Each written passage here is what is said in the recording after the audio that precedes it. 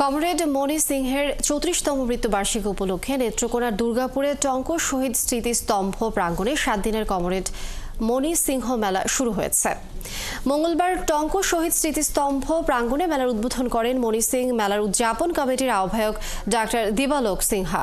উদ্বোধনী অনুষ্ঠান শেষে মহান নেতা স্মৃতির প্রতি বিভিন্ন রাজনৈতিক, সামাজিক, সাংস্কৃতিক সংগঠন, স্কুল, কলেজ ও শিশু সমাজের পক্ষ থেকে পুষ্পার্ঘ্য অর্পণ করা হয়।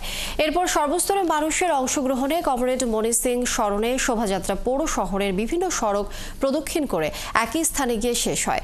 7 দিনের মেলায় প্রতিদিনই থাকবে আলোচনা সভা, বিভিন্ন প্রতিযোগিতা ও সাংস্কৃতিক অনুষ্ঠান। ব্রিটিশ বিরোধী আন্দোলন, টঙ্ক আন্দোলন, মুক্তিযুদ্ধকালীন প্রবাসী সরকারের অন্যতম উপদেষ্টা ও বাংলাদেশের কমিউনিস্ট পার্টির প্রতিষ্ঠাতা সভাপতি ছিলেন কমরেড মনি সিং।